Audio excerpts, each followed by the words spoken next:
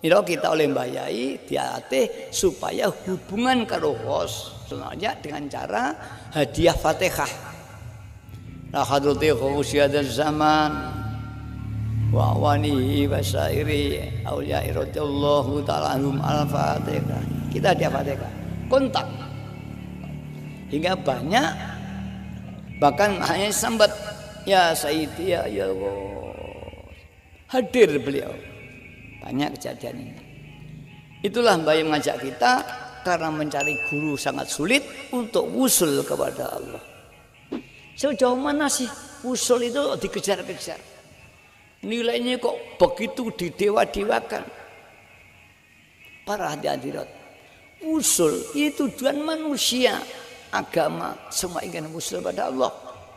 Dia ngaji di pondok, dia ngaji kitab, dia beramal ibadah, semua yang dicari sampai dengan Tuhannya. Sampai dengan Tuhan itu ada tataran, ada sampai hanya lahiriahnya saja. Dia ahli ibadah, dia ahli sedekah, dia alim, tapi hatinya tidak. Ada yang dia sudah batinnya sampai, tapi itu pun tingkat-tingkat. Ada yang mencapai iman muqarrabah,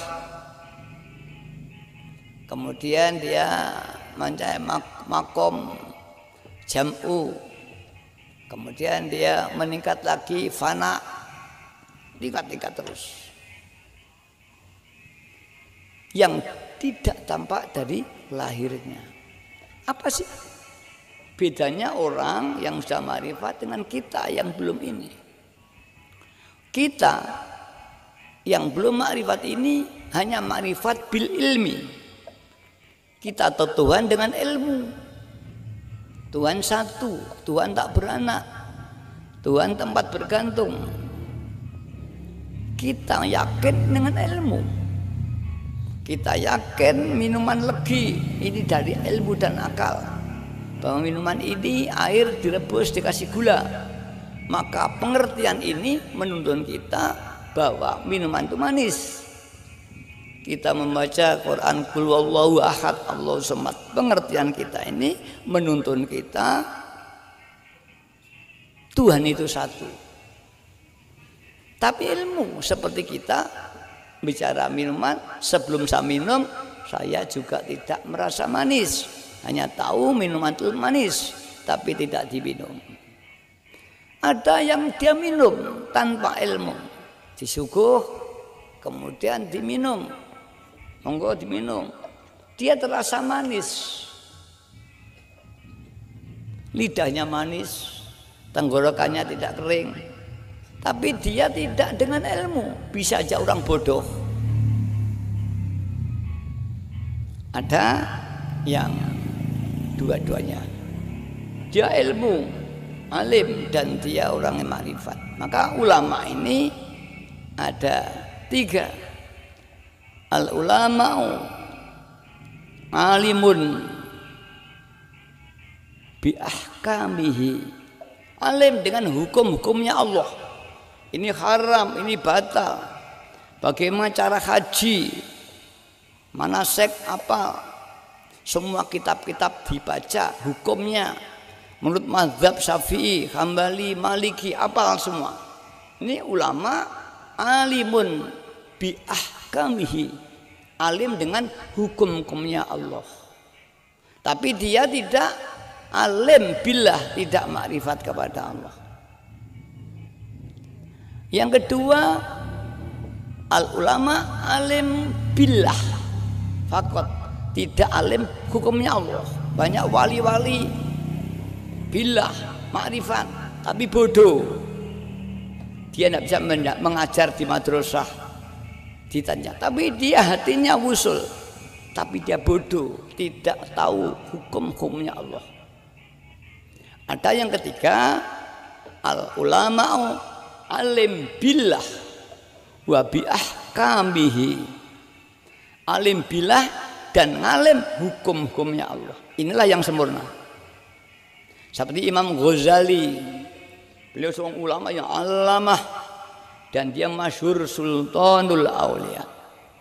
seperti Abi Hasan Asadili, seperti Syekh Junaid, Syekh Abdul Qadir Al-Jilani, Syekh Tijani, itu ulama alim billah wa bi ahkamihi, atau alim billah wa ilmuddin, ilmu agama. Inilah yang sempurna. Tapi ada yang alim toh, dia yang alim, ulama besar, tapi dia tak paham dengan makrifat. Para hadirat, walaupun kita bodoh para hadirat, kita alhamdulillah dituntun Mbah Yai, dikenalkan makrifat, walaupun hanya sedikit. Barang sedikit ini disyukuri, akan ditingkatkan. La in syakartum la azidannakum wa la in kafartum inna adzabi lasyadid. Apabila nikmatku engkau syukuri, kata Allah, walau sedikit, lahbotan, hanya sak cerutan, la azidannakum, maka aku akan melipat-lipatkan nikmat tadi. Tapi wala in kafartum, jika kau mengkufuri, ingat siksaku sangat pedih sekali. Inilah nikmat. Orang makrifat apa sih untungnya? Dan ruginya orang yang belum makrifat apa sih? Tadi saya katakan, kalau orang makrifat ini dia ibadah karena Allah, bukan karena ibadah pada kemauannya atau nafsunya. Dia memiliki karena Allah, tidak karena perintah nafsunya. Kalau kita mungkin masih karena perintah keinginan, sehingga dualisme, namanya syirik, yang menyembah Allah, yang menyembah kemauan kita. Dan Allah paling benci dengan orang yang syirik. Syirik kita apa sih? Mengabdi kepada lainnya Allah, langsung atau tidak langsung. Kalau kita sholat, Allahu Akbar, dorongannya ini aku pengen swarga, ini tidak ngabdi pada Allah, dia ngabdi dengan keinginannya, yang takut neraka itu panas, imannya anak kecil. Ini ada syirik. Yang kedua ada syirik, Allahu Akbar, di aku bisa sholat, bisa bekerja, bisa amal ibadah. Pengakuan inilah, ini dosa, karena semua itu la haula wala quwata illa billah, Allah yang menggerakkan. Bahkan di Quran, wallahu khalaqakum wa ma ta'malun, Allah lah yang menciptakan kamu, bukan ibumu, Allah yang menciptakan.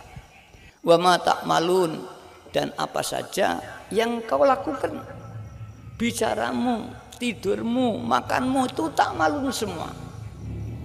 Itu Allah, jangan kok aku bisa berjalan, aku bisa bekerja, bukan. Aku ini Allah yang gerakan, la haula wala quwata illa billah. Jika ini sudah kita miliki, bebas dari syirik. Syirik menyembah lainnya Allah, tidak ada. Syirik mengaku punya daya dan kekuatan seperti Allah, tidak ada. Orang itulah murni hamba Allah yang hakiki.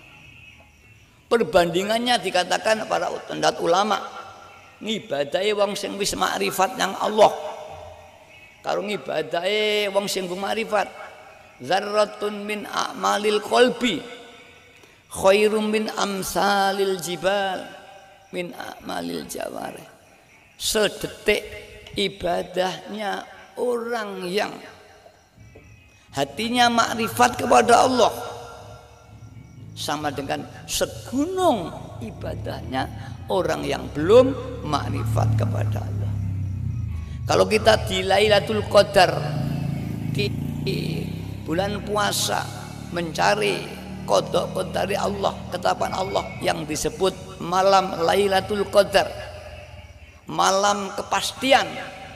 Siapa yang ibadah di malam itu, dilipat gandakan ibadahnya sama dengan 1000 bulan. Ibadah saiti sama 1000 bulan. Lek wong Jawa tirakat dina 40-an, poso 3 dina, ampuhe padha karo poso 40 hari. Kalau kita ibadah di bulan puasa, ya, ini dilipatkan 1000 bulan. Ampue ibadah semalam sama dengan ampue wong topo 1000 bulan. Itu karena apa? Karena ada Lailatul Qadar. Wong ibadah sing atine makrifat sak detik padha sak gunung. Mandine wong sing makrifat karo mandi wong biasa padha karo sak gunung. Kaya dening emas sak gram dibanding batu sak truk. Nah itulah keuntungan makrifat, bersih, betul hamba Allah. Maka para ulama-ulama bab usul ini suatu tingkatan yang paling tinggi dalam kajian iman kepada Allah. Iman musyahadah, iman makrifat, iman sudah mencapai sampurnane ihsan. Orang tidak bisa ihsan kalau belum makrifat. Lek gung iso medun titik namanya makom muraqabah. Para ulama makom nginjen-nginjen merasa dilihat Allah. Lek gung ibadah merasalah melihat Allah, kata Nabi, wa'bud ka'annaka tarahu. Kowe ibadah merasalah seolah-olah kau melihat Allah. Wah, kalau mboten saged Gusti, Allah tidak maujud kok didelok. Lek gung iso merasalah Allah terus melihat kamu dimanapun kamu berada. Melaku dilihat Allah, sholat dilihat Allah, mau ngambil maling dilihat Allah, gak berani. Itulah makom muraqabah. Orang saudara yang thariqah nanti yang tinggi mencapai iman muraqabah ini, tapi belum mencapai makrifat. Tapi muraqabah ini awalnya orang yang makrifat kepada Allah. Jika terus dia salik dengan bimbingan seorang guru. Para jandot inilah maka soal makrifat sulit. Karena sulitnya sudah jarang orang yang mampu menuntun kita, hingga ulama dulu ittifaq itu tidak bisa dicapai dengan orang umum.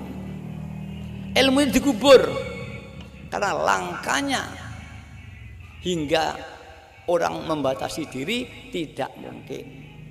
Ketika Mbah Yai Majid Riyadhah antara tahun 55 sampai 63, di tahun 59 Mbah Yai Majid ditemui Kanjeng Nabi, diperintah berjuang. Mbah Yai Majid tidak berani, Riyadhah terus. Di tahun 60 setahun kemudian ditemui lagi, diperintah lagi. Mbah Yai Majid juga belum berani. Di tahun 63 akhir awal 64 beliau ditemui Nabi lagi, bahkan bahasa beliau diancam akan diturunkan derajatnya jika tidak bergerak. Maka Mbah Yai terus ikhtiar, tunggu diwoco dilihat kitab yang dibaca, kesimpulan Majid harus dengan sholawat. Karena sulitnya mencari guru yang sempurna dan mampu menyembuh, maka tersusunlah amalan sholat idiyah.